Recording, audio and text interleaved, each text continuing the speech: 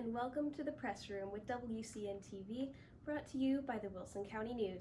We're your source for community and communication. I'm your host, Julia Weaver, the Marketing and Social Media Specialist here at the Wilson County News. Today, we're talking in depth about topics from the July 27th edition of the Wilson County News. We'll be covering information about the tax appraisal protest and arbitration process, the upcoming fundraiser for Connolly Memorial Medical Center, the dangers of the heat and how you can avoid them, and important updates about your community app, goWILSON. You can read the Wilson County News online at wilsoncountynews.com or find it on newsstands near you to learn more about these topics, or subscribe to receive the paper so you never miss an edition. Don't forget to follow us on the platform you're watching so you never miss an episode of The Press Room or any of our other WCN-TV video news. In this week's Wilson County News, we ran an article titled, "It's Late, but Some Property Owners Can Still File for Arbitration." We're talking with Michael Berlanga, a local CPA and licensed real estate broker who has been assisting Wilson County area residents with tax appraisal protests and the arbitration process. Welcome to the Press Room, Michael. Thank you for having me. Of course. So let's get started with who you are and what exactly it is that you do. Well, I'm dually licensed as a real estate broker and a certified public accountant in the state of Texas. I have a master's in accounting with a concentration in income tax, so I regularly deal with IRS problems and planning. I do not prepare returns. That doesn't burden me with any time commitment. But as a licensed real estate broker, I've also been a developer, and I've worked primarily in commercial real estate. So I like to say CPA stands for either cow parking attendant or car parking attendant. Nice. Hopefully that gives us an entree into the conversation we're going to have about property taxes. Absolutely. Well, with your experience as a real estate broker combined with your experience as an accountant, that gives you a pretty unique view of things like property tax appraisal. Well, and by God's humor, I was brought to Wilson County by a school board trustee who had the bright idea to see if we could put on a seminar, which we had already done in other counties. But a year ago, April 24th, I'll never forget, 300 people showed up. And it was on a Saturday night. And the following Sunday, 300 more people showed up. And thanks to the Wilson County News, we live streamed it. And we learned a lot about the numbers. Yeah. And that was that there was 40,000 accounts and only 2,500 people had protested in the prior year. And we wanted to enlarge their knowledge. They have the right to the evidence. Yeah. They have the right to an informal hearing. They have the right to a formal hearing in front of a panel. And what we're here primarily to talk about, I understand, is that they have the right to appeal that ruling to arbitration. And at that time, nobody had really taken on this opportunity to inform and inspire people. Yeah, absolutely. And so when protesting an appraised value of a property, of a home, let's go over what kind of options people have after they've received, word back from their protest that they filed. Every spring, the county appraisal district, which has nothing to do with the tax collector's office. Yes. It's two separate entities. The chief appraisers hired by the Wilson County Appraisal District Board of Directors, or any county that might be listening in, they hire a chief appraiser, and that chief appraiser is charged with the responsibility, with the pressure from the property value study that the comptroller puts on them to bring in a certain amount of dollars. Right. And that chief appraiser puts out notices of values to the 40,000 accounts in Wilson. If we're in Anascos, it's approximately the same, and says, this is what we think your property's worth. Yeah. So if I was a criminal lawyer, it's like telling everybody, we think you might have been driving while intoxicated. Okay. And then from there, given that notice of value, we then, as taxpayers, have the right to file a notice of protest. Okay. And that's where the process begins. And that's in the spring. So unfortunately, for this taping, we can only tell everybody that, the deadline has passed to file your notice of protest, but there's probably several thousand people that are still out there having filed a notice of protest that are now either going through an informal conversation, they call it a hearing, just like this with an appraiser, maybe getting some satisfaction, but if they don't, they're going to then be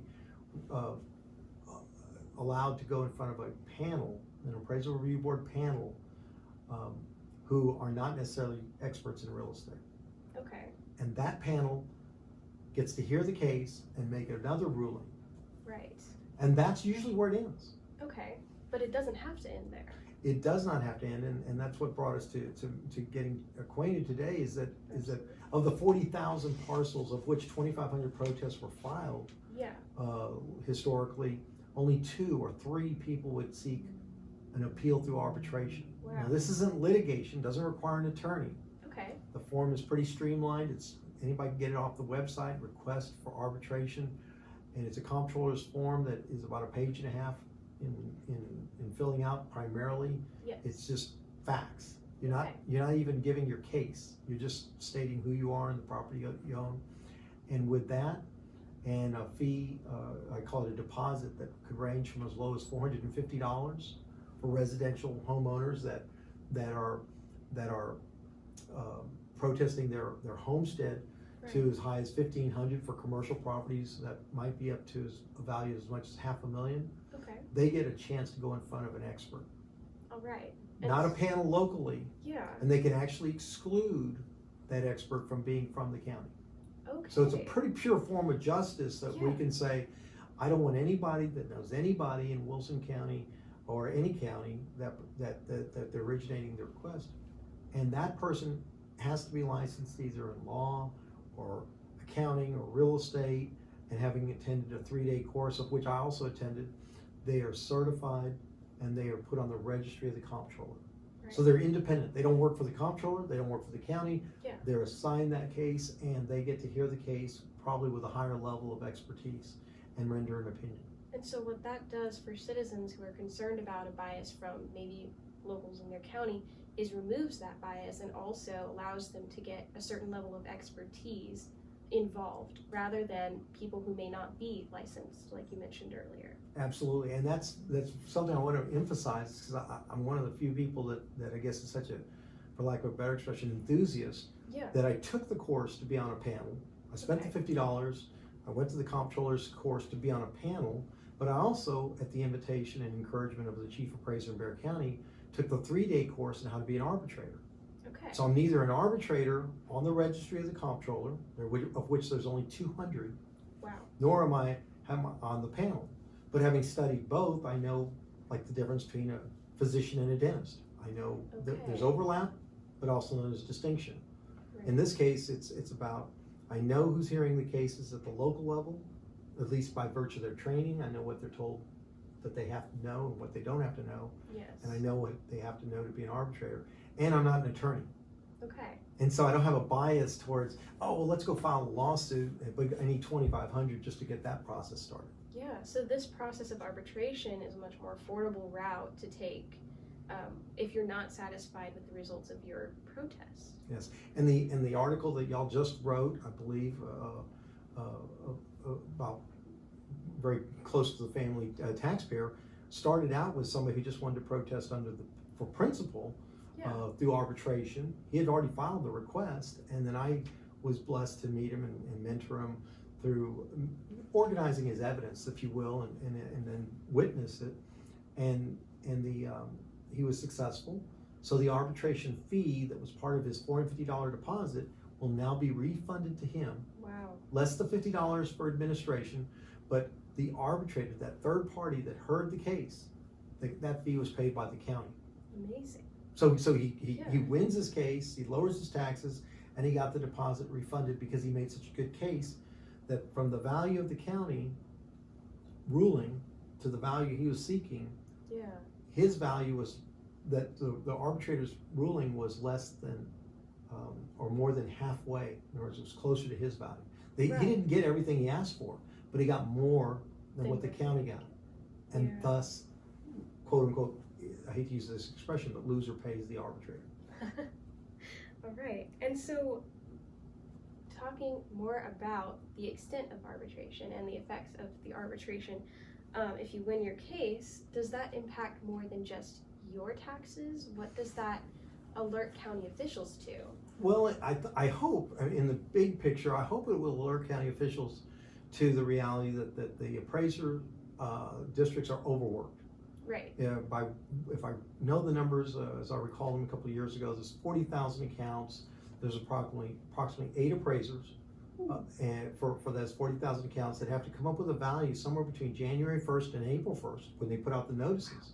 So in 90 days, each appraiser, just mathematically speaking, not specifically, has 5,000 accounts. Yeah. Well, I don't know about you, but other than breathing, I don't think there's anything I've done repetitively 5,000 times from January 1st to April 1st. So the county appraisers and their staff are overworked. They have no motivation, I mean, other than negative from a property value study, but they don't have an individual motivation to beat you out of a dollar.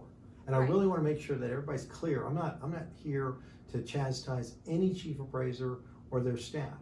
There may seem to be a personality conflict. There may seem to be a cultural familiarity with the panel, but I think that when people realize that for perhaps 450 or 500 or maybe more, if it's maybe a building like this that's in maybe in excess of $1 million, then they don't have to file a lawsuit. They can get a second right or bite at the apple of what is my value for government purposes. Right. I'm a real estate broker. I want the value to go up. I want everybody to make more money as they hold on to their real estate. I just don't want them to be taxed out of it every year along the way. Absolutely. But what it does also is it puts the county on notice that maybe, in Keith's case, maybe now his neighbors know that they can't use Keith's value to bring up their value because Keith has brought his value down. Right, and Keith is the individual that you mentioned earlier, one of the very few people who filed for arbitration out of 40,000 total accounts in Wilson County. And somebody and I haven't even met him in person.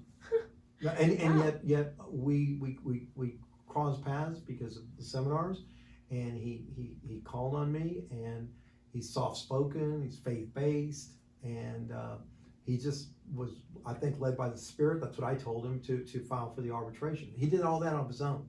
Yeah. This wasn't my idea, and I was just blessed because I knew people who had referred him to me that I said, let me watch you go through this and let me help you go through it.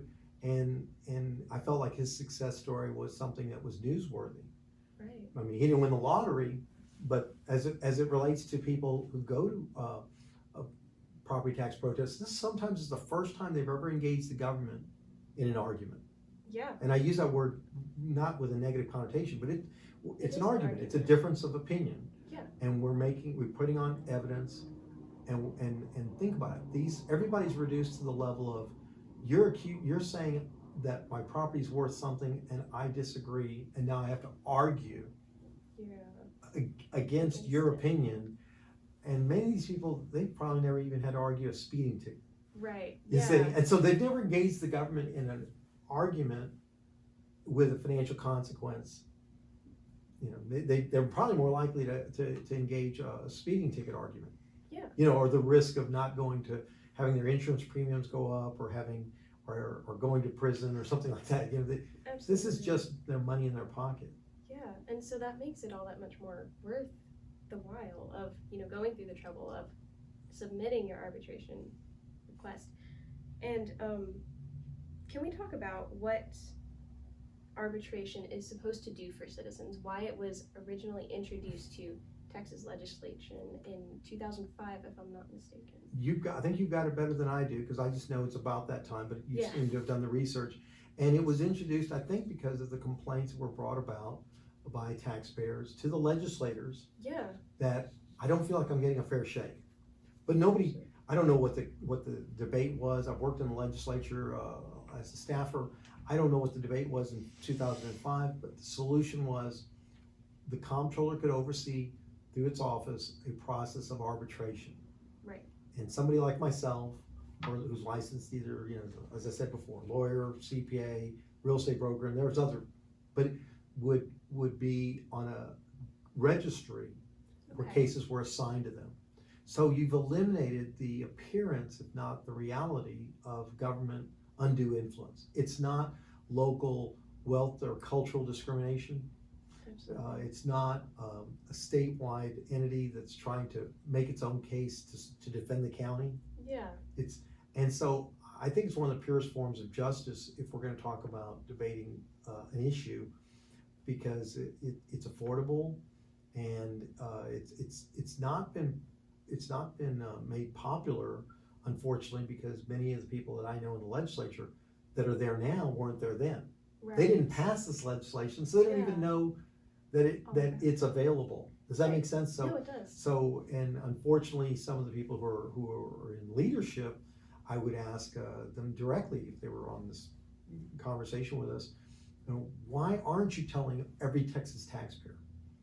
Now, the response is some of the counties are including in the rulings all this detail to let them know, look, here it is, you have the right to go. But I think it takes a little bit more. It takes what y'all are doing to give people confidence. Absolutely. And so once people have the confidence, once they have the information about how they can file for arbitration, can people reach out to you or consult any other resources to learn more about the process or open their own case? Well, absolutely. And you've got my contact information. Yes. If you want to put this as a tagline, I mean, my email address is always the best way to get a hold of me. But I will tell you that if somebody called me or emailed me, I would open them up to a search, web search, and we would immediately go to request for arbitration. Yeah. And that would pop up the form, which has pretty simple explanation, but we dilute it down as quickly as we can. And we think this year, I declare it the year of arbitration. It's going to be, more people are going to feel overwhelmed that even though they're not selling their real estate, they're being told by real estate brokers like myself, hey, your property has never been worth more. Yeah. But we're talking about what it was worth January 1st. I want to emphasize, what was it worth January 1st? What was the effective, that is the effective date, what was the value of January 1st? And I use this example, and it sounds cliche, if the house burned down on New Year's Eve, or the property, yes. If this building burned down on New Year's Eve because the fireworks got out of control, all we'd be talking about is land and slab. Yeah. It doesn't matter that the insurance company came in, the contractors came in, we rebuilt it, and today we're enjoying the use of it in July. So the effective date that we're all talking about is January 1st of each year, and everybody should look back and say, wait a minute, it wasn't market ready. Yeah. And I've had some issues since then that I've repaired, and that gives them, if you will, the ace in the hole, the Joker's wild card, because nobody knows their evidence better than the taxpayer. No, absolutely. We help a lot of people get to that point of knowledge, yes. But it's not by making a personal inspection. We would involve the client and say, here's a sample evidence package. You need to put your evidence together. And if you'll put that evidence together and you feel the need to hire us, great. We help probably 75% of the people that contact us, we're just giving them out the advice. Right. I like to say we help more people for free than for fee, but please, reach out, because we're spreading this message across Texas. We've been to El Paso, to Galveston, from Lubbock to Laredo. People are catching on to what we're telling them, and our priority, because I'm president of Christian Chamber of Texas by way of San Antonio. It started out as an outreach invited to Wilson County by a elected official, school board trustee, and it was very dynamic. The chief appraiser's in the front row. Y'all were live streaming it, and we continue to replicate that to other counties that are open. Amazing. And so when referencing he is referencing the Christian Chamber of Texas. Yeah. Awesome. And so that is where you can go, or reaching Michael directly, which I will make sure to put his contact information up right after we finish this conversation, to receive more information or help if you are interested in filing for arbitration. And on that topic, if you have appealed for protest and you have already been to your ARB hearing and you were not satisfied with the results that you got, you have 60 days from the date you received those ARB hearing results to file for arbitration. So for some property owners, it's not too late to file, even though we are in July. So do check the dates on when you got your hearing information, and if you are interested in even more info about the arbitration or protest process, we did, as he mentioned, have an article run in this week's July 27th edition of the Wilson County News. It's on page 3A. You can also find Wilson County Taxpayers Association for more information about that. You can visit our Wilson County News Facebook page and find the live streams from these seminars that we did last year in 2021. And again, reaching out to Michael Berlanga or the Christian Chamber of Texas. Absolutely. Awesome. Thank you so much for sharing all of this valuable Thank you, information. and thanks to the audience that hopefully will spread the word about everything that we're learning today. Next up, we're talking with Veronica Collazo and Genevieve Martinez with Consolata Healthcare Foundation, which fundraises for Wilson County's hospital, Connolly Memorial Medical Center. Welcome to the show. Thank you for having us. Yeah, It's a pleasure being here. it's a pleasure to have you. And so let's talk about what is the Consolata Healthcare Foundation and how is it different from our Wilson County Memorial Hospital District Board? So the board deals with the hospital and they are elected. They're an elected board. As the foundation, we raise money for the hospital and we are all on a volunteer basis. Okay. So that's the difference. Awesome. And so what is Consolata Healthcare Foundation currently raising funds for? What does the hospital need? Probably a lot of good stuff, but right now it's for a CT scanner. Right. And the current one is a 16 slice, so they're looking to get a 64 slice. Wow. And that would provide like more of an accurate diagnosis and with less radiation. Absolutely. And that machine is $600,000, and the hospital will pay half. Right. So we're looking to raise $300,000, and right now we're at about $150,000. Awesome. And so how are you planning to raise the remainder of that $300,000? So the way we raise money is through 3 events throughout the year. Our first event is our golf tournament in April. Our second and largest and longest running event, which is the one we're here to talk about, it's our 17th annual Denim and Diamonds Casino. It's a lot of fun, and that is one of our highest raising funds events. And it's coming up here August 6th. It's a lot of fun. It's a great way to support your hospital, your community, and have fun while doing it. Yeah, and it sounds like it's going to be a blast. So this is a casino night. Y'all will have games, the slot machines, all the stuff people love, right? Everything, yes. We're going to have crabs, roulette, slot machines, blackjack, Texas Hold'em. And I've heard things about margaritas. Yes. Okay. Yes, we will have margaritas throughout the evening. It's a lot of fun. Yeah. That sounds like a blast. So how much are tickets or tables and sponsorships if businesses are interested in supporting their hospital directly? So individual tickets are $90. Right. A table of 8 is $600, and then our VIP sponsorships start at $1,000. Wow. And so it seems like the most affordable way to come to this event is to get your whole group of friends together, buy a table. Yes. You all pitch in, you all get your coins or Chips. what are they called? Chips. Thank you. All right. And just out of the blue, are y'all still accepting donations for things like your silent auction and stuff like that? And our live auction. Yes. Ooh, okay. Yes, we have a lot of great items already available for the silent and live. But yes, we will take donations up until the day of, if Awesome. necessary. Ideally, we'd like to have them, within the next few days. Yeah. But yes, we're always willing to accept donations to Awesome. raise money for this great cause. And how could businesses or people get a hold of someone on the board to let y'all know about a donation they'd like to give you and where to drop it off? So the main contact would be me, right. Veronica, and my number is 830-251-3850. So that's a good way to start. But really, if you know any of our board members, we have amazing board members. You can go through any of them and get information, purchase tickets, give donations to them as well. Awesome. All right. And since your board is run on a volunteer basis, How can those interested in getting involved with Consolata Healthcare Foundation do so? Who should they contact? Would that also be you? Yes. So they can contact me. We have our board meetings the third Wednesday of every month at the hospital. And so anybody that is willing, we're always looking for new board members to help with our great mission and cause.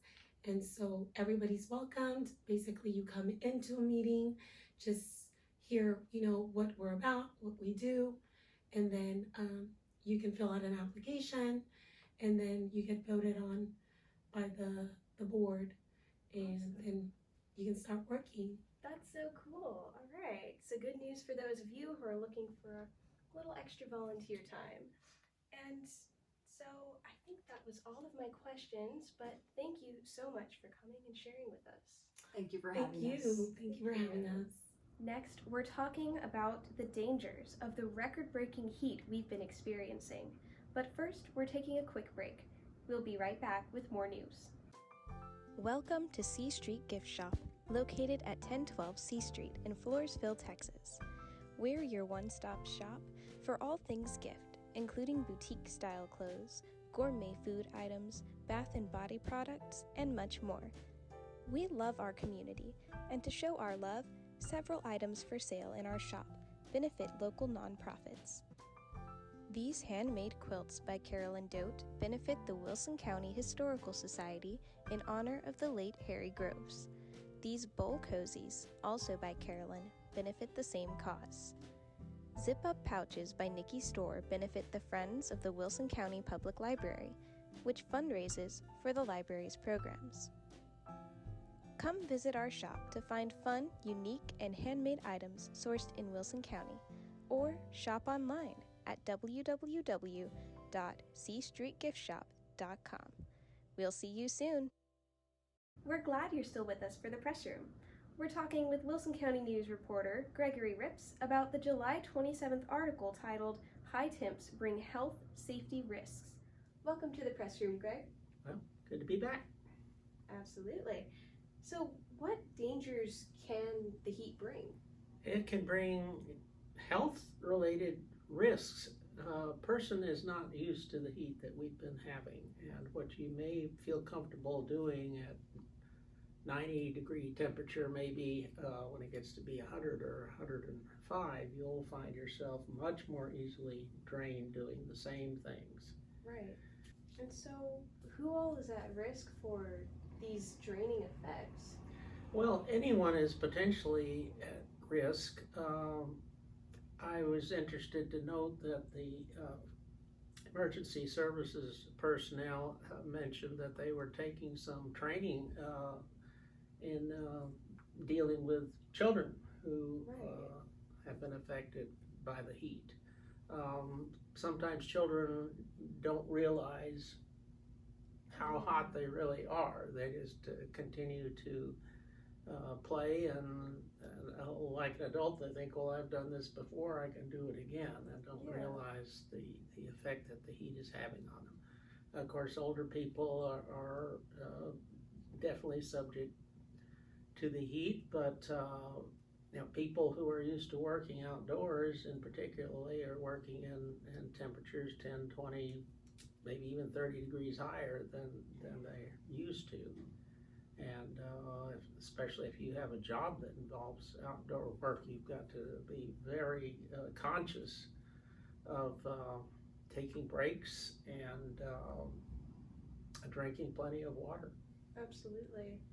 And speaking of drinking plenty of water, among dangers of the heat, like heat exhaustion, heat stroke, one that we often tend to forget is simple dehydration. And so for all of these sorts of dangers that you covered in your July 27th article on the front page, did medical personnel recommend any preventative measures people could take to avoid having these heat-based illnesses in the first place? Well, one interesting thing that our health and public safety officer for the county, Edwin Baker, said, drink for tomorrow. Drink today for what you are going to do tomorrow. Yeah. So start drinking ahead of time. Don't wait until you feel thirsty. If you're already feeling really thirsty, it's already getting to you. Absolutely. So you need to drink ahead of time. And take breaks, get in the shade, get into a cool space, space your workout.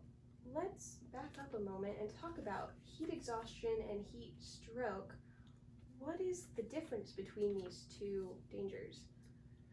Well, it's a grade of seriousness, but it's you don't draw a definite line between the two.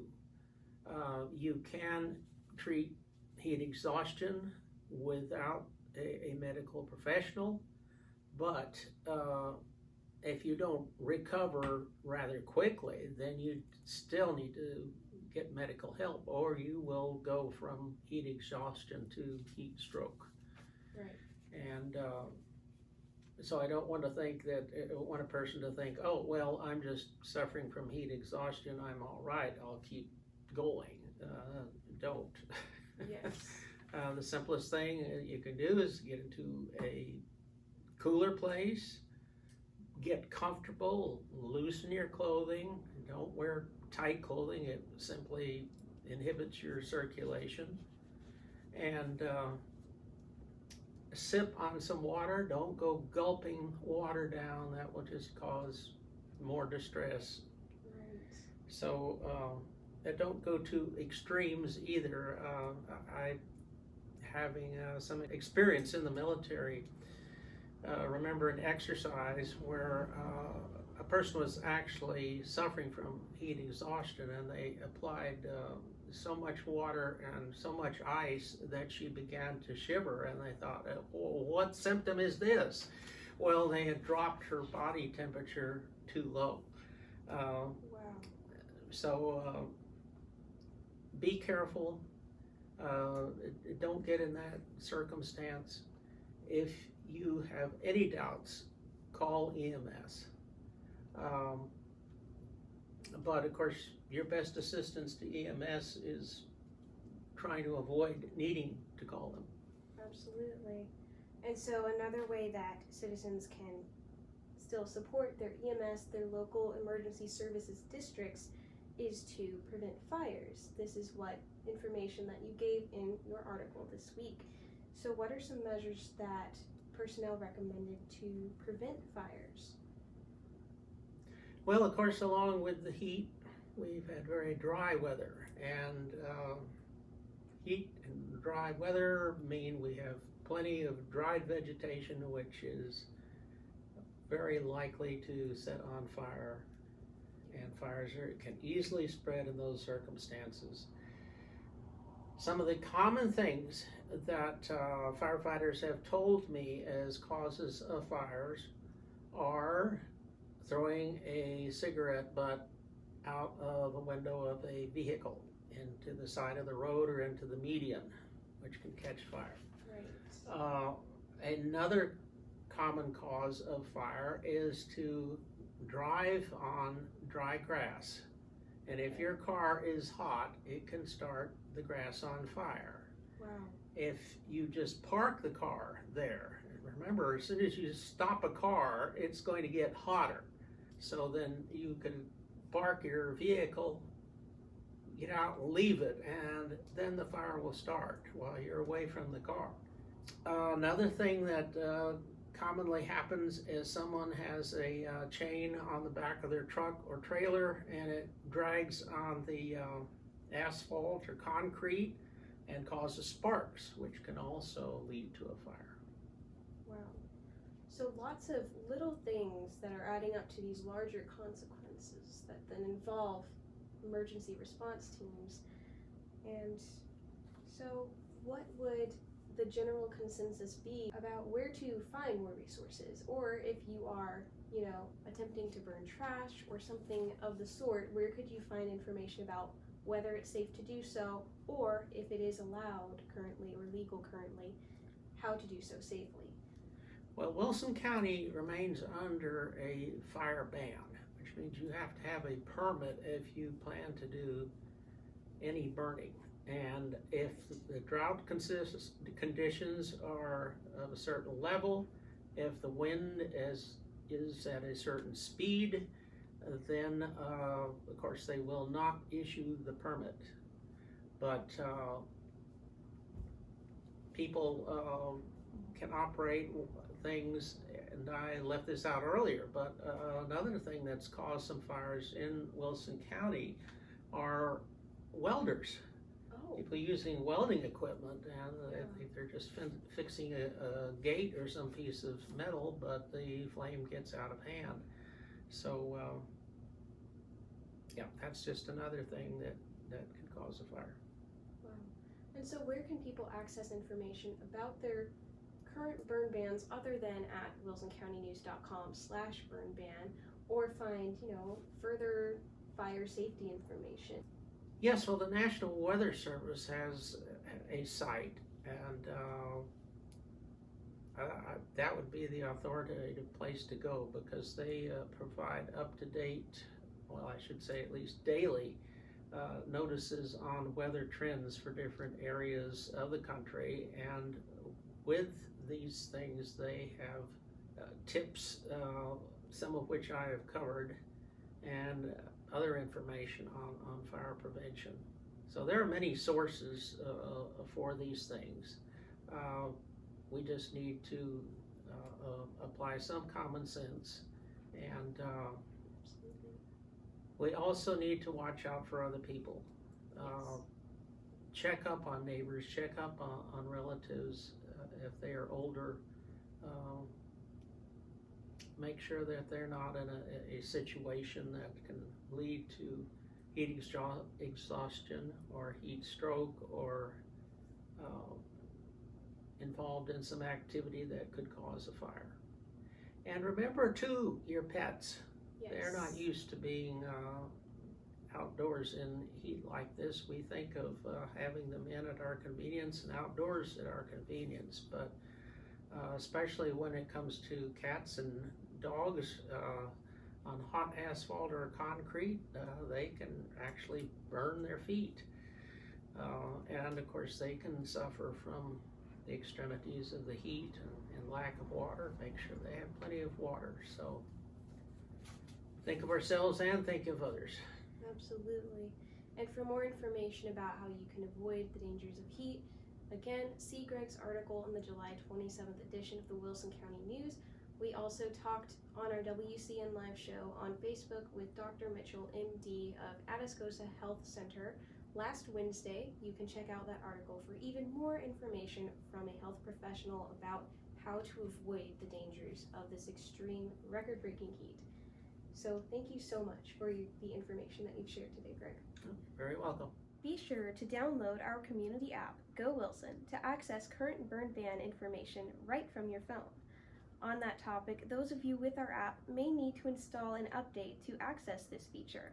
We're talking with Kristen Weaver, Director of Operations at the Wilson County News, about this next. Welcome to the show, Kristen. Well, thank you. I'm happy to be here. Yeah, of course. So when was our new goWILSON app released? Okay, so we really did a whole overhaul to the goWILSON community app, and it was released to everyone on May 1st. Okay. Yeah, I would really count like May 1st, probably being the official date here in 2022. With that, we have made many updates, like since we were in a completely sort of new environment for the app. So several tweaks had to be made and those updates. So that's why now our latest story is we need people to know that they need to reinstall the app so that they can really have the best use, get the best use out of it, have Right. the most benefit to it. And so why do people need to reinstall or update their app from the App Store to Yeah. access these new features as we update them? Right. Well, so initially when we redeveloped the app and when we relaunched in May, some users, like iPhone users, some of theirs updated automatically, but Android users unfortunately did not. So immediately we were having to promote the fact that, you need to download the app. You may have it, but it's not fully functioning, so go download it. And then, like I said, along the way, we've adjusted some things, made some tweaks, made it work a little bit better once we saw it in the actual platform that it's now hosted under. And so now everybody actually does need to reinstall it, or else they won't see certain things in the menu that are actually there and fully, won't be fully functioning that way. And they won't realize that they're not actually getting the full effect of the app. All right, and so a helpful way to make sure that your app stays updated is to turn on your auto updates. That is an option, so far as I know, for both Samsung and Apple devices. Right. So what new features have been added to our new goWILSON app, and why have we chosen to add these? Yeah. Well, what we've done with the new community app now is that it actually has several communities within it. So you can get to the Wilson County News community, the Lavernia News community, the goWILSON event community calendar, and also the City of Floresville. These are all your different communities you can go back to the menu and change and go back and forth. And so those are going to just give you better access to the content on those websites. So for example, the Wilson County News is going to give you, of course, all of the news that you see weekly in the print edition and all the different categories, but also your breaking news. And you will notice that it moves a lot faster than the previous version of the app that we had before. And that was really one of the biggest advantages, I think. So much of that movement just happens right within the website. So, I mean, you're in the app, but the content is just pulling up so much faster and makes it more efficient as a reader, very much easier to access all that information. You can also get to a lot of the local businesses through the app. You'll be able to find them, like current advertisers. There's also a business directory, those different things. And things that, we think are probably what's really important to a user when you're pulling the app up, that you need to know in the county is our burn ban policy. Yes. So I don't know if you were aware, but we do have a link at wilsoncountynews.com for burn ban updates. So whenever the Commissioners Court meets and they update that burn ban, we keep that always updated. So it's also easy to get to from the app under the Wilson County News community. And different things that we have going on in the communities, like a favorite promotion that's coming up, or contests. Those things are going to come and go as they're happening, so it's very updated in that respect. I should actually pull it up, excuse me for a moment, so I can kind of think of some of these things, but my favorite features, of course, are how you can move within the communities. And another really a nice function of it are the notifications. Those do continue, so anytime there's, mostly for the breaking news, as those things happen, we'll send out a notification. You'll see that. It takes you straight to the article in the app, so that's very convenient. Absolutely. And do you have to have an account with the Wilson County News to access the app? No, not necessarily. No, you can download the app and use it. Of course, if you do have a subscription to the Wilson County News, then you'll obviously be able to read all of the content. So there is still a paywall for subscriptions, but mostly like your breaking news, your election updates, things like that, that have been free content all along, that's always going to remain.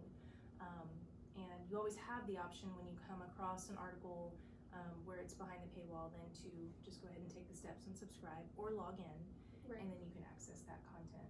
Awesome. All right. And another exciting feature about this app is, just like our website, there is a central location where you can listen to all of our audio articles. So an audio article is when each article in our paper is turned into an audio MP3 file, and we turn that into a podcast. And so when you listen to that through your app, it's pretty similar to just listening to a newscast podcast, maybe on Spotify or something. Right. So it makes it really convenient to, listen to the news while you're driving if you have a long commute. Yeah, it is really convenient, because there's a button right there inside the Wilson County News community. In fact, you could go straight to the collection of audio articles, or within any individual article, you would have the option to listen straight from there to any of those articles. Right. Right. And speaking of new things and podcasts, the Wilson County News has also recently released the first episode of our new podcast, The Artist Review. So let's talk a little bit about this podcast and why we've decided to kind of bring it about. Yeah, that is a good question. Why don't you tell us about that, Juliet? I was asking you this the other day, but I do think it's a good question. So why would we have such a podcast? Why the artist review? Yeah. What made you think of developing that? So basically what made me think of telling the further story, what is beyond what fits on a newspaper page, is due to our dear coworker Ginger, who every time we release an arts and entertainment article comments that, oh, she would love to learn more about this person. She's always left wanting to know more or read more about the people that we interview. And so that really got me thinking about, okay, well, maybe we can turn the interviews, which I was in the habit of recording anyways, into an official podcast where people can actually listen to these exclusive interviews between the Wilson County News and local artists from our area in Wilson County, on their phones. And so these interviews do usually end up being pretty long. They range from 30 minutes to 2 hours. So you may end up listening to a longer podcast. But the entire point is to show you what happens in this person's life beyond what we can fit on a newspaper page. Yeah. I have to say, so the first episode that came out was Luke Prater, Yes. right? Yeah. That one's out right now, and you can get to it. You could just go to our website, wilsoncountynews.com/podcasts, Yes. and get to it right there. And it was really neat because you get to hear this person's voice. Of course, he's a singer, songwriter, Yes. so that was kind of fun. I really enjoyed your interview, and just it was neat because you were able to tell he was able to tell a little bit more of his story beyond what you could fit on the page, which he represented really well in print. But it was nice, like I said, just kind of put his voice together with just really kind of meet him without physically meeting him. But I think it's important to sort of talk about podcasts in general. It's something I've dabbled with. I've listened to a podcast here or there, but that's my question to you. So what are your typical podcast listener user, what are they looking for? And I guess I suppose that is the need that we're trying to fill by having these special podcasts like this. Outside of, all of our articles are available in a podcast form. Absolutely. Now this is something separate that we're launching out, and possibly we'll be having other podcasts. Okay, so when it comes to podcasts, as someone who is creating podcasts now and who listens to podcasts and talks to other people who listen to podcasts, I've realized that there's really two main audiences. Those who would be very prone to listening to a radio show, those who want to be informed, and then on the other hand, those who want entertainment, and more specifically, entertainment that they can listen to while multitasking or while on the go. So it's a way to get informed or get entertainment while you're doing something else. Maybe you don't have time to, read this article in the paper, but you want to learn more information about that person, but you have to do the dishes and you have to fold the clothes, or you have to, make time for the gym, whatever it may be. You're able to still absorb that information in an auditory way. And so that's really, I would say, using for an example, the New York Times has a daily podcast where they talk about things that come out in their daily paper. That would be more of an informative podcast for that audience. And then there's a mix of informative and entertainment, which is kind of where we lie, that I would compare more to Joe Rogan. The Joe Rogan Experience is a very popular podcast. Our audio article podcasts could be compared to what I mentioned earlier, the New York Times podcast called The Daily. Whereas our arts and entertainment podcast, The Artist Review, could be compared to a show more along the lines of the Joe Rogan Experience. Okay. Although we are not Joe Rogan. Yes. Okay. But yeah, that's kind of how I would compare what audiences tend to look for in podcasts. And I honestly think that listening to podcasts is a great way to get informed about current issues, if that's something that you don't normally have time to read about in your life. Great. Well, I'm so glad that we can be providing this content. As am I. As am I. And for more information about our podcast, new things that we're doing at the Wilson County News, including the launch of our goWILSON app, you can see this week's paper, the July 27 edition of the Wilson County News, and you can also see the last few previous editions of the Wilson County News, where we've run information about the Artist Review, about our new book club, about the app once more when we had some other updates come out, all of that fun stuff. All right. Well, thanks for sitting down with me. Yeah, you're welcome. Thank you. That's all for today, folks. Thank you for tuning in today to the Press Room with WCN-TV, brought to you by the Wilson County News. Again, don't forget to follow us on whatever platform you're watching today so you never miss an episode. Be sure to subscribe to the Wilson County News at wilsoncountynews.com/subscribe so you never miss an edition of our paper. We also have free news resources available at wilsoncountynews.com/free news. We'll see you next time for the Press Room.